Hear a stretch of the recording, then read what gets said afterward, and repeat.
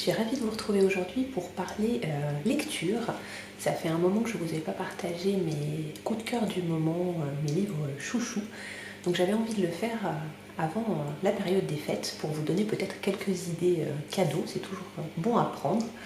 Alors il y a des livres plutôt pratiques et deux romans. Donc voilà, je pense que je vais commencer par les romans que vous connaîtrez peut-être. Voilà, n'hésitez pas à me laisser un petit message pour me dire si vous les avez lus ou si vous en avez d'autres à me conseiller un petit peu dans ce style. Je vais commencer avec le livre de Laurent Gounelle, Le jour où j'ai appris à vivre. Alors, c'est une histoire qui se passe à San Francisco. Un homme qui a une vie assez classique, on va dire, tombe sur une bohémienne qui va lui prédire sa mort.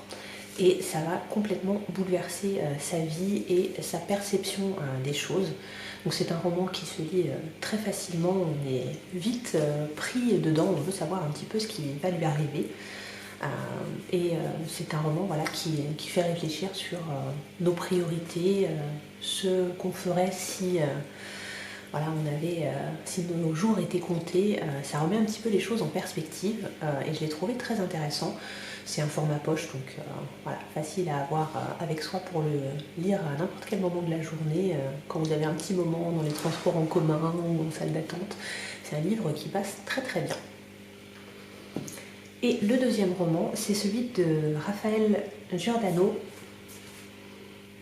Ta deuxième vie commence quand tu comprends que tu n'en as qu'une.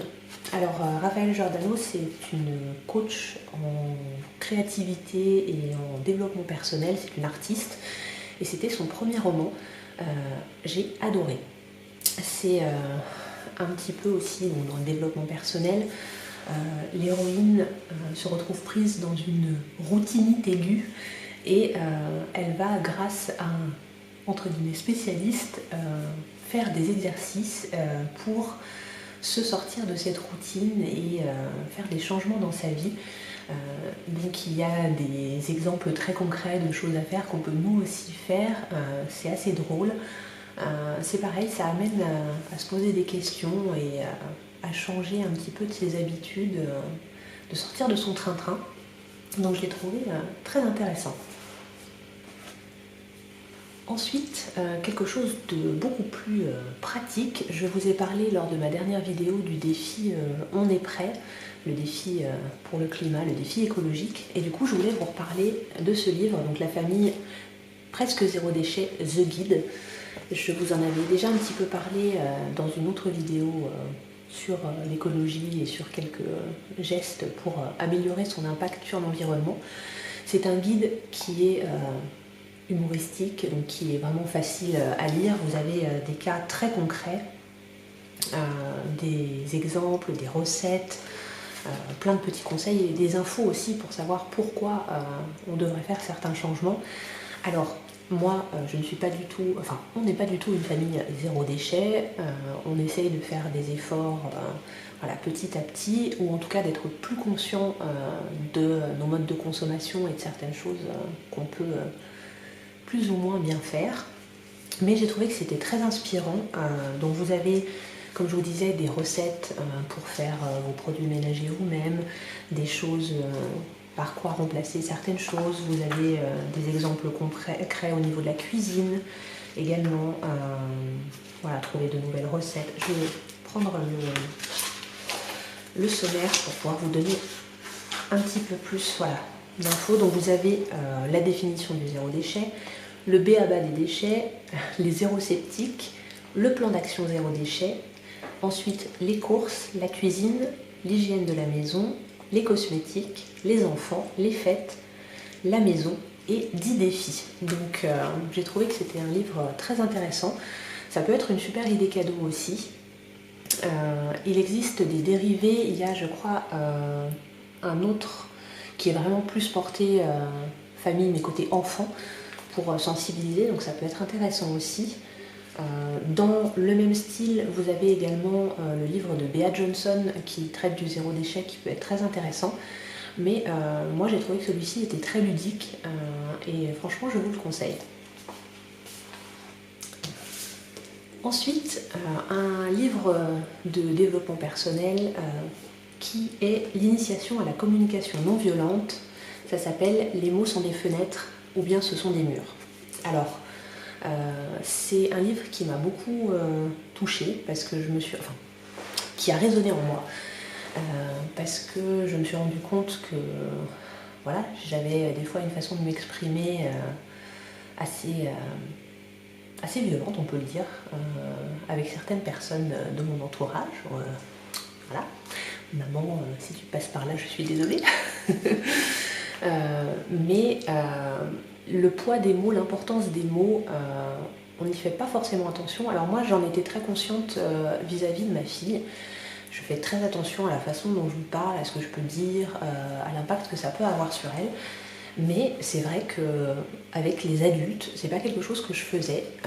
Et ce livre est un très bon outil pour vous aider à mieux communiquer, que ce soit dans votre couple, dans le cadre professionnel ou avec tout simplement vos proches. Alors, c'est quelque chose qui ne va pas se faire du jour au lendemain. Il y a beaucoup de choses très pratiques. Moi, c'est la deuxième fois, là je suis en train de terminer de le relire pour la seconde fois. Je pense qu'il faut beaucoup de pratique et beaucoup d'attention pour mettre en place tous ces principes et ces conseils pour essayer d'avoir une meilleure communication. Mais je pense que les efforts en valent vraiment le coup, ça peut vraiment changer vos relations. Donc je vais essayer de continuer à travailler là-dessus en 2019. Mais ça a été une très belle découverte, c'est déjà la 3e édition de ce livre, donc c'est un livre qui connaît quand même beaucoup de succès, qui est vraiment reconnu. Donc je vous le conseille. Et le livre vraiment coup de cœur que je voulais vous présenter, qui est à la base de mon envie d'ailleurs de vous faire cette vidéo, même si j'y pensais depuis un moment, ça a été le déclencheur. C'est un livre pour plutôt les mamans, qui m'a été offert par ma cousine. Alors moi donc je suis maman et je suis assistante maternelle depuis un mois.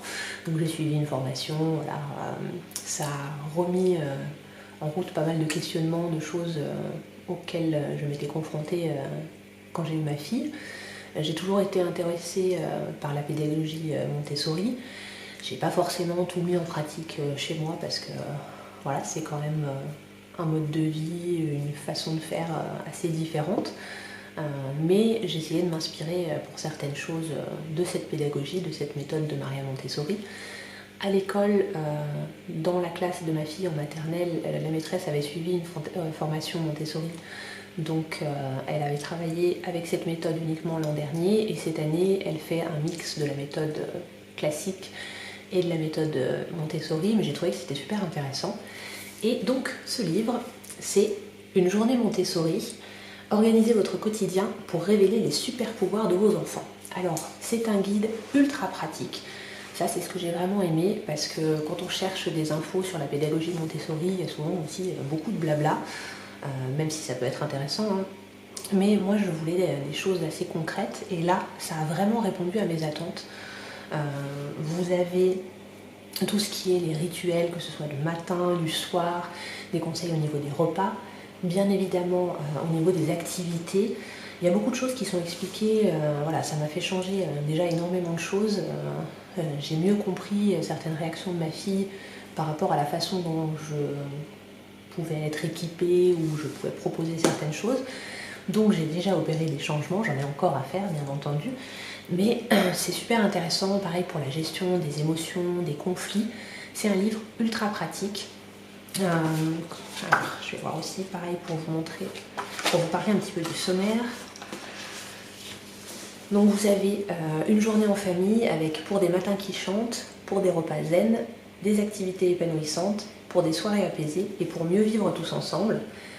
Après, vous avez les alliés du quotidien, adopter la philosophie du Hygge. Je crois que ça s'écrit H-Y-G-G-E, mais je crois que ça se prononce Hygge. L'alimentation positive, les remèdes naturels et oui, nos enfants ont de super pouvoirs. Voilà.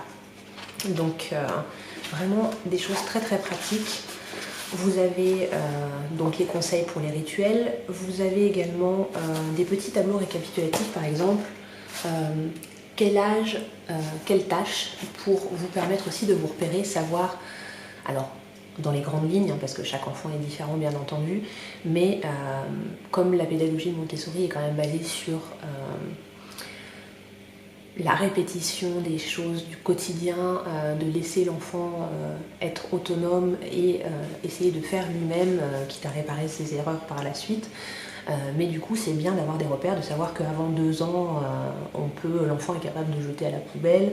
Par contre, qu'à partir de 5 ans, il peut vider le lave-vaisselle, voilà, faire des choses vraiment concrètes. On a tendance à acheter beaucoup de jouets. Alors moi, la première, hein, il y a beaucoup de choses chez moi. Et on oublie l'importance des gestes routiniers, des gestes du quotidien, des choses qui ont une valeur, un impact concret. Et c'est vrai qu'en proposant des activités comme ceci, on se rend compte que les enfants ont vraiment envie de participer, ils aiment faire les choses tout seuls, être autonomes, pouvoir nous aider, sentir qu'on leur fait confiance, qu'on leur délègue des tâches. C'est des choses qu'ils apprécient beaucoup et il y a plein d'idées pour cela. Donc franchement, je vous conseille ce livre. Donc c'est pour les enfants, ils lisent entre 0 et 6 ans. Moi, ma fille a 4 ans et je trouve que c'est super utile. Donc vraiment, si vous vous intéressez à la pédagogie Montessori et tout simplement que dans votre quotidien de parent, vous avez envie d'avoir moins de conflits et une meilleure organisation pour pas toujours être en train de courir et d'avoir l'air d'être derrière vos enfants à leur dire dépêchez-vous, on est en retard, on n'a pas fait ça. Franchement, je vous le conseille, il faut que vous le lisiez. Vous aurez plein d'astuces et je pense que ça va vraiment changer votre quotidien. Voilà, donc j'ai fait le tour pour mes coups de cœur du moment. J'espère que ça aura pu vous intéresser. N'hésitez pas à me laisser un petit message pour me dire si vous avez déjà lu ces livres ou si ils vous tentent.